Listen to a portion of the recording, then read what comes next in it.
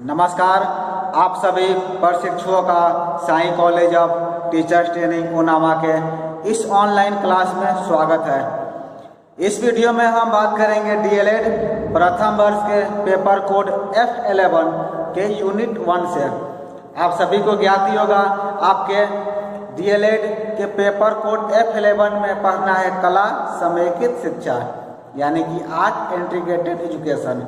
और art integrated education के unit 1 में हम सभी को पढ़ना है समकालीन क्षेत्रीय कलाओं, कलाकारों एवं कारीगरों से परिचय।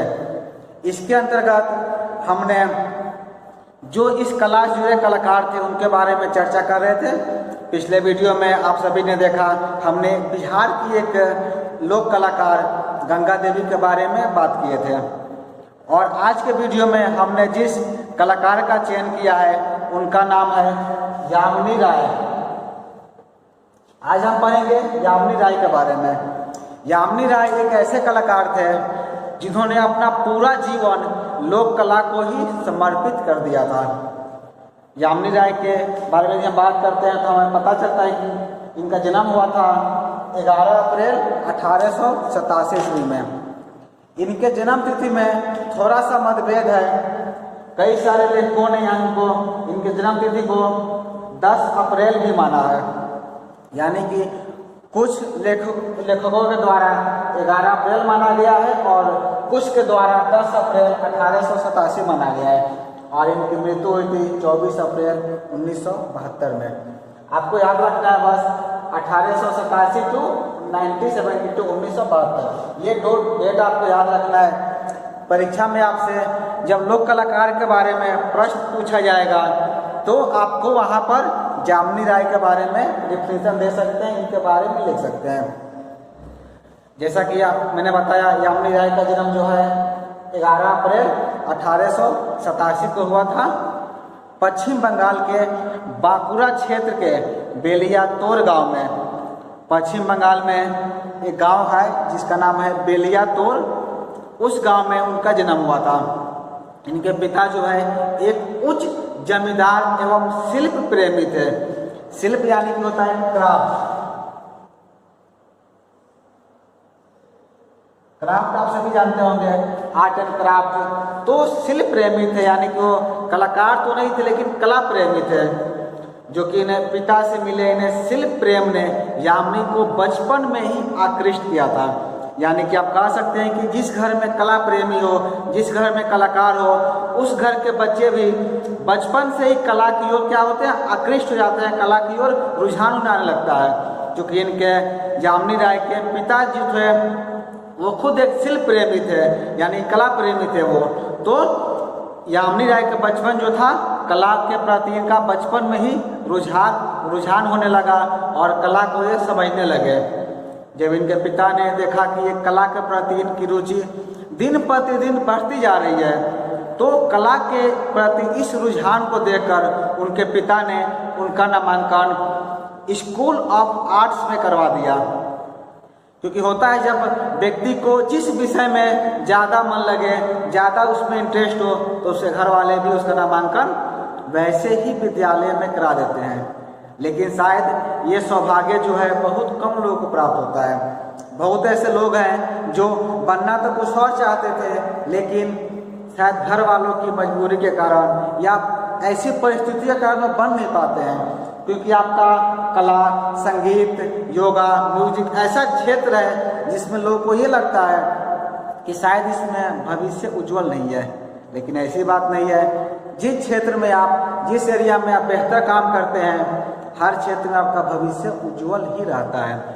तो कला की जब हम बात करते हैं तो चूंकि इनका रुझान बचपन में ही था, पिता भी कला प्रेमी थे, इसीलिए इनका नामांकन कर दिया गया स्कूल ऑफ आर्ट्स में, जहाँ पर इन्होंने कोलकाता के अंग्रेजी शिक्षा पद्धति से कला शिक्षा ग्रहण करने आरंभ कर दिए। जब इनका एडमिशन हो गया कला महाविद्यालय में, तो वहाँ की जो शिक्षा पद्धति थी वो शिक्षा पद्धति कैसी थी? वो शिक्षा पद्धति अंग्रेजी शिक्षा पद्धति थी, यानी कि जो अंग्रेज का उस समय शिक्षा पद्धति लागू किया गया था उसी के अनुसार वेस्टर्न आर्ट वहाँ पर सिखाया जाता था। लेकिन इनके हृदय पटल पर ग्रामीण परिवेश एवं रंगों की छाप होने के कारण इनका मन पश्चिमी कला पद्धति में नहीं रमा। यानी कि आप कह सकते हैं कि चूंकि ये गांव के परिवेश से आते थे और गांव की जो लोक कला है, गांव की जो क्षेत्रीय कला है जिसके बारे में हम बात कर रहे हैं, तो क्षेत्रीय कला के आने की वजह से, क्षेत्रीय कला को समझने की वजह से इनका मन जो है पश्चिमी कला में नहीं रमा और उन्होंने क्या किया, इन्होंने अपने विद्यालय को बीच में ही छोड़ दिया। यानी कि आप कह सकते हैं कि इन्होंने कॉलेज ड्रॉप आउट कर लिया। इनका नामांकन तो हुआ था कला महाविद्यालय में कला को सीखने के लिए, कला को समझने के लिए, लेकिन वहाँ का परिवेश कैसा था, वहाँ का परिवेश ऐसा था जहाँ पर पश्चिमी कला पद्धति उन्हें सिखाई जाती थी, उन्हें वेस्टर्न आर्ट सिखाया जाता था। लेकिन उनका मन तो गांव के कला में रमा था। वे गांव की कला में रिसर्च करना चाहते थे, गांव की कला को समझना चाहते थे, जो कि उन्हें वैसा वहाँ पर माहौल नहीं मिला। तो इस माहौल से उन्होंने तंग आकर के उन्होंने क्या किया, अपने कॉलेज को बीच में ही छोड़ दिया, उन्होंने कॉलेज ड्रॉप आउट कर लिया। जब यामिनी राय के द्वारा महाविद्यालय छोड़ दिया गया तो उसके उपरांत तो लगातार लोक कला के प्रति, क्षेत्रीय कला के प्रति वो कार्य करते रहे। इसीलिए हम यामिनी राय को कह सकते हैं कि वो समकालीन कला की आधुनिक परिवेश में भारतीय बनाए रखने का श्रेय जो है यामिनी राय को दिया जाता है। आप यामिनी राय को ये कह सकते हैं कि समकालीन कला थी, जो उस समय की कंटेम्प्रेरी आर्ट था, उस कंटेम्प्रेरी आर्ट में आधुनिक परिवेश में उन्होंने जो भारतीय लोक कला थी उसको बनाए रखने का, उसको जिंदा रखने का यदि हम श्रेय किसी को देना चाहते हैं तो वो आपके हैं यामिनी राय, जिन्होंने लोक कला को अपना मूल आधार बनाकर उसमें आधुनिकता की सांस फूंक दी। यानी कि वो लोक कला का अंकन तो करते ही थे, लोक कला बनाने के साथ उसका जो टेम्पररी आर्ट था, जो कंटेम्प्रेरी आर्ट था, उसका भी अंकन उन्होंने अपनी पेंटिंगों में किया है। जब हम यामिनी राय की कला साधना को देखते हैं, जब यामिनी राय की हम कला यात्रा को देखते हैं, क्योंकि जैसे मैंने बताया अभी कि इन्होंने क्या किया था, यामिनी राय ने अपना कॉलेज बीच में ही छोड़ दिया था, कॉलेज ड्रॉप आउट कर दिए थे। तो कॉलेज ड्रॉप आउट करने के बाद, कॉलेज छोड़ने के बाद इन्होंने अपनी साधना किससे शुरू की, पोर्ट्रेट पेंटिंग से शुरू की। आप कह सकते हैं कि जब यामिनी राय ने महाविद्यालय छोड़ दिया था तो क्या किया, पोर्ट्रेट पेंटिंग का निर्माण करने लगे। पोर्ट्रेट पेंटिंग आप सभी जानते होंगे, पोर्ट्रेट पेंटिंग एक होता है व्यक्ति चित्र, किसी भी व्यक्ति के चित्र को देख करके उसके चेहरे की आकृति को बनाना हम लोग कहते हैं पोर्ट्रेट पेंटिंग। तो जब यामिनी राय ने अपनी कला की साधना शुरू की, कला को सीखना शुरू किया, तो इसकी शुरुआत उन्होंने पोर्ट्रेट से की है। किंतु इसके बाद में पोर्ट्रेट बनाते बनाते फिर वो बंगाल की ग्रामीण जो लोक कला थी उसकी ओर उनका ध्यान आकृष्ट हुआ। पहले तो पोर्ट्रेट पेंटिंग करते थे, लेकिन पोर्ट्रेट पेंटिंग के बाद जो ग्रामीण लोक कला थी, ग्रामीण लोक कला की ओर इनका ध्यान आकृष्ट हुआ और लोक कला का निर्माण इनके द्वारा किया जाने लगा। इन्होंने पश्चिमी प्रणालियों का अंधानुकरण न करके मौलिक कला तत्वों में भारतीय संस्कृति का समावेश किया है। इनके द्वारा जो भारतीय कला थी, जो भारतीय संस्कृति थी, उसका अंकन किया गया। जैसा कि मैंने बताया, ये क्या करते थे, ये फोक आर्ट का निर्माण करते थे। फोक आर्ट यानी कि लोक कला, लोक कला का निर्माण इनके द्वारा किया गया। जो लोक कलाकार थे उस समय के बंगाल से लेके, तो इन्होंने अपना कॉलेज ड्रॉप आउट करके पोर्ट्रेट पेंटिंग बनाते थे, उसको छोड़ करके अपने आप को पूरी तरह से आप कह सकते हैं कि ये लोक कला के लिए, फोक आर्ट के लिए अपने आप उन्होंने समर्पण कर दिया। इनके कला शैली का विकास जो है इतना ज़्यादा विकास हो गया था कि इनकी ख्याति जो है भारत में ही नहीं बल्कि कालांतर में सारे विश्व में फैली और स्थापित हुई। जब इन्होंने लोक कला की ओर ध्यान आकृष्ट किया, फोक आर्ट का निर्माण करने लगे, तो इनकी पहचान पूरे भारत में तो बनी गई थी और कालांतर में आगे जाकर के पूरे विश्व में फैली और स्थापित हुई। भारत में तो लोग इनको जानते ही थे, पहचानने ही लगे थे, पूरे विश्व के लोग भी इनको पहचानने लगे थे। जब हम बात करते हैं फोक आर्ट की, लोक कला की, तो आप सभी भी जानते होंगे, आप सभी को याद भी होगा कि लोक कला में जो है सीमित रंगों का प्रयोग किया जाता है। ये पहली पहचान है लोक कला की। जब भी हम लोक कला की बात करते हैं, लोक कला पढ़ते हैं, तो इसमें कुछ सीमित रंग या आप चटक रंग बोल सकते हैं, चटक रंग का प्रयोग किया जाता था। तो वैसे जब हम यामिनी राय के चित्रों को देखते हैं, यामिनी राय के द्वारा बनाए गए पेंटिंग को देखते हैं, तो हम पाते हैं कि इनके चित्रों में भी लाल, पीला, नीला, काला इत्यादि भड़कीले और चटक रंगों का प्रयोग किया गया है। क्योंकि इसलिए प्रयोग करते हैं क्योंकि वो लोक कला से प्रभावित है। और आप सभी जानते हैं कि लोक कला में चटक रंगों का ही प्रयोग किया जाता था। जब हम इनकी पेंटिंग को देखते हैं, इनके पेंटिंग के बारे में बात करते हैं, तो पता चलता है कि जो भी चटक रंग है, जो भी लोक कला के चटक रंग है, इनका प्रयोग किया गया है। यहाँ पर हम आप सभी के लिए एक पेंटिंग भी लेकर आए हैं, जो कि यामिनी राय की पेंटिंग आप यहाँ देख सकते हैं। इस पेंटिंग का निर्माण जो है, निर्माण तो खैर मैंने किया है, लेकिन ये कॉपी है यामिनी राय की। ये पेंटिंग, ऐसी पेंटिंग यामिनी राय ने बनाए थे और उसकी प्रतिकृति यानी कि सादृश्य अंकन मेरे द्वारा किया गया। तो आप इस पेंटिंग में देख पा रहे हैं कैसे सीमित रंगों का प्रयोग किया गया। जैसे मैंने कहा लाल, पीला, नीला, काला, वैसे रंग का प्रयोग करके इस पूरी पेंटिंग का निर्माण किया गया है। ये पेंटिंग जो है यामिनी राय ने बनाए थे, मेरे द्वारा इसका सादृश्य अंकन यानी कि प्रतिलिपि बनाई गई है। ये पेंटिंग हम आपको लिए इसलिए लेकर आए हैं ताकि आप पेंटिंग को देखकर यामिनी राय की कला को समझ सकते हैं कि यामिनी राय ने कैसे रूपों का अंकन किया है। यदि यामिनी राय के हम कला के विशेष पहचान की बात करें कि यामिनी राय की पेंटिंग को आप कैसे पहचान सकते हैं, तो इसकी सबसे बड़ी विशेषता चित्रों में बनाई गई आंखें होती थी। यदि आप ध्यान से देखेंगे तो आप यहाँ पाएंगे कि जो इस चित्र में जो आंखें बनाई गई है, ये वास्तविकता से, रियल से थोड़ी बड़ी बनाई गई है और चेहरे से बाहर भी निकली हुई है। ये इनकी सबसे बड़ी पहचान है। आप यामिनी राय के जितने भी चित्र देखेंगे, जितनी भी पेंटिंगें देखेंगे, उनमें आपस आँखों को देखेंगे। जब आँखों को देखेंगे तो देखेंगे आप चेहरे से बाहर निकली हुई आंखें बनाई गई है। तो ये सबसे बड़ी विशेषता है, सबसे बड़ी पहचान है यामिनी राय के चित्रों की। यामिनी राय ने, चूँकि मैंने कहा ही था यामिनी राय ने लोक कला से प्रभावित है, तो इनके पेंटिंग में भी हमें लोक कला के अंश दिखाई देते हैं। यामिनी राय की कला को जो है पश्चिमी चित्र संसार का लुभावना रूप भी इन्हें शिक्षण संस्थान में रोक नहीं पाया था। जैसे कि मैंने कहा ही था कि यामिनी राय ने कॉलेज ड्रॉप आउट कर दिया था, यानी कॉलेज वो छोड़ दिए थे। कॉलेज में क्या था, वेस्टर्न आर्ट से पढ़ाई किया था, वेस्टर्न आर्ट से पढ़ाई होती थी वहाँ पर। तो वह उसका जो चकाचौंध था, उन सबको छोड़ करके वो ग्रामीण परिवेश में आ गए और ग्रामीण रूप में वो चित्रों का निर्माण करने लगे। यामिनी राय ने अपने अंतर मन की खोज को संतुष्ट करने के लिए उपेक्षित लोक कलाओं एवं बाजारों कहे जाने वाली कला की शरण में गए तथा लोक जीवन का व्यापक अध्ययन किया। लोक कला को जो है बहुत लोगों के द्वारा भाव नहीं दिया जाता है एवं इसे बाजारों कहा जाता है।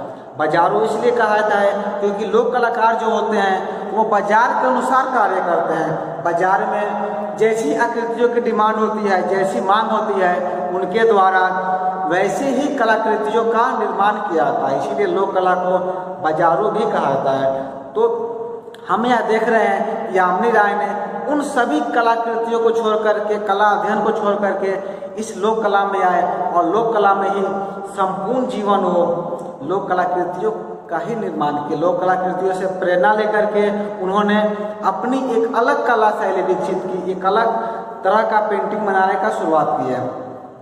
उस समय जो है काली घाट के पटुआ कलाकारों के वे संपर्क में आए एवं उनकी कला से बेहद प्रभावित भी हुए थे।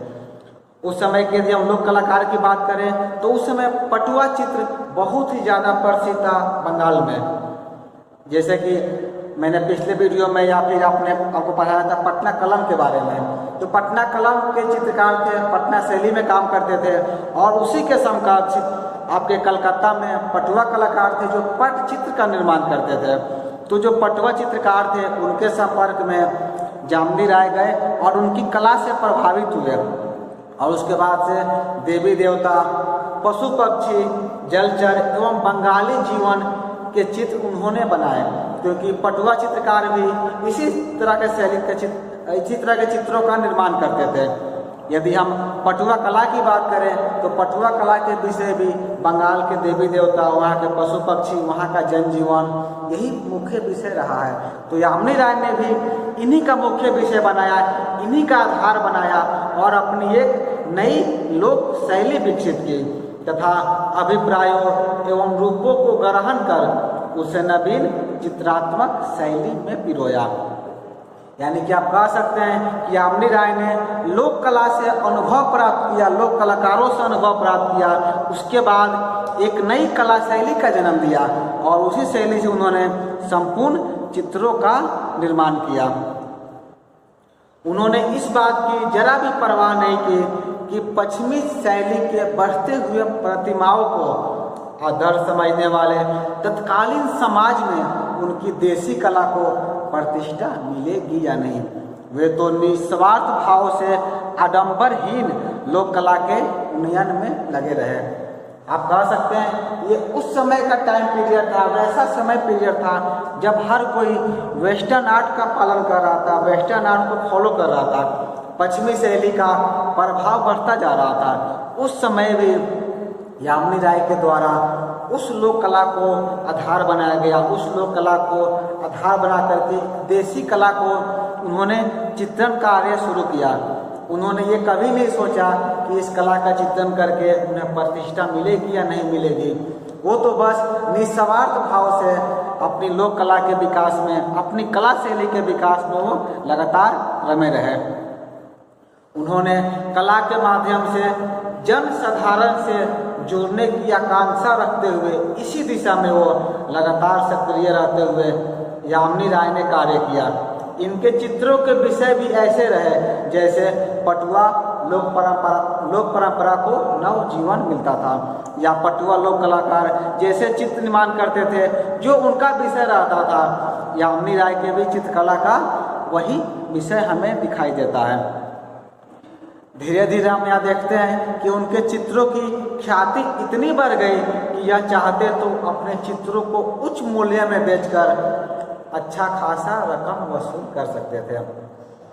जब यामिनी राय लगातार लोक कला में काम करने लगे, लगातार इस तरह का चित्र बनाने लगे, तो इनकी ख्याति इतनी ज़्यादा बढ़ गई कि इनके चित्रों की डिमांड होने लगी, इनके चित्रों को लोग पसंद करने लगे। तो आप सभी जानते हैं कि यदि बाजार में जिस वस्तु की डिमांड ज़्यादा होती है उसका भाव जो है, उसका रेट जो है ऑटोमेटिक बढ़ जाता है। तो वो उस दुकानदार पर निर्भर करता है, उस निर्माता पर निर्भर करता है कि अपनी वस्तु का वो कितने मूल्य लगाकर उसको बिक्री कर रहा है। उसी तरह यामिनी राय यदि चाहते तो अपनी पेंटिंगों को बेच करके अच्छा खासा पैसा कमा सकते थे, लेकिन उन्होंने निस्वार्थ भावना से कला की साधना की और इस महान कलाकार ने कभी भी व्यवसायिक उपयोग की बात नहीं सोची। यहाँ पर हम एक चीज़ देखते हैं कि यामिनी राय ने कभी भी अपने चित्रों को बेचा नहीं, या भी बेचा भी तो उससे बहुत ज़्यादा रुपए नहीं लिए, क्योंकि वो निस्वार्थ भावना से कला की साधना में रमे रहे। यामिनी राय के बारे में कहा जाता है, उनके चित्रों के बारे में कहा जाता है कि उन्होंने अपना चित्र कभी भी 350 रुपये से अधिक में नहीं बेचा। यामिनी राय के बारे में आप कह सकते हैं कि उन्होंने पूरे जीवन काल में यदि चित्र बेचा भी तो उसका रेट जो है वो 350 रुपये से अधिक कभी नहीं रखे। 350 से कम ही में बेचते थे, कभी भी उससे ज़्यादा उन्होंने इसका मूल्य नहीं रखा। वह तो उन्मुक्त होकर कला से जुड़े रहे तथा अनवरत साधना के साथ जीवन पथ पर अग्रसर होते रहे। इन्होंने जो है सन 1929 ईस्वी से सन 1936 ईस्वी तक, आपको दो सन याद रखना है, 1929 से 1936, ये दो डेट हैं, इनको आप सभी को याद रखना। जब आप यामिनी राय के बारे में पढ़ेंगे तो ये डेट आपके लिए महत्वपूर्ण हो जाता है। 1929 से उन्होंने 1936 तक ईस्वी तक उन्होंने क्या किया, कला विद्यालय लाहौर में सहायक निदेशक के पद पर कार्य किए। 29 से लेकर के 36 तक वो क्या किए, कला महाविद्यालय लाहौर में सहायक निदेशक के पद पर कार्य किए। उसके पश्चात एक और डेट आपका 1938 से 1947, 1938 टू 1947 तक उन्होंने लाहौर के city school of fine art के निदेशक के पद पर भी कार्य किया। और इसके अलावा उन्होंने दिल्ली में शिल्प चक्र की भी स्थापना की। 24 अप्रैल 1972 ईस्वी को, जैसे मैं बताया था कि 24 अप्रैल 1972 ईस्वी को इनका निधन कोलकाता में हो गया।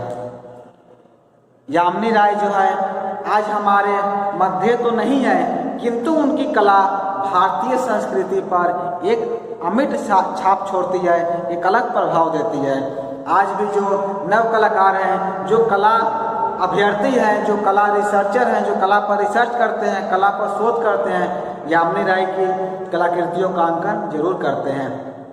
जैसा कि आप सभी को पता होगा, हम भी एक कला शोधार्थी हैं, हम भी कला पर शोध कार्य कर रहे हैं। मेरा भी शोध कार्य का विषय लोक कला ही है। मेरा विषय बिहार की लोक कला, भोजपुरी चित्रकला पर मेरा शोध कार्य चल रहा है। तो हम भी आपके यामिनी राय से बहुत ज़्यादा प्रभावित होते हैं, इनकी कला को देखते हैं। जैसा कि मैंने आपको अभी एक पेंटिंग दिखाया था, वो पेंटिंग भी यामिनी राय के द्वारा ही बनाई गई है। तो जितने भी लोक कला के शोधार्थी हैं, लोक कला पर जो रिसर्च करते हैं, उन सभी के लिए प्रेरणा शोध का काम यामिनी राय के द्वारा किया जाता है। और आप सभी भी डीएलएड प्रथम वर्ष में लोक कलाकार के बारे में पढ़ रहे हैं, तो लोक कलाकार के बारे में जब हम बात करते हैं तो सबसे पहला चेहरा जो हमें यामिनी राय का ही दिखता है।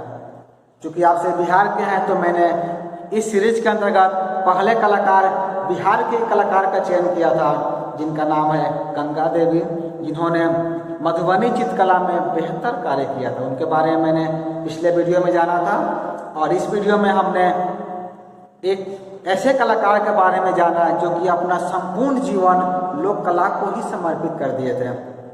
इसी सीरीज के अंतर्गत हम अगले वीडियो में आपके बिहार के ही मधुबनी कलाकार के बारे में बात करेंगे, और भी कैसे ऐसे कलाकार हैं जो कि लगातार अनवरत लोक कला में लगे हुए हैं, लोक कला में सेवा दे रहे हैं। तो इस वीडियो में इतना ही।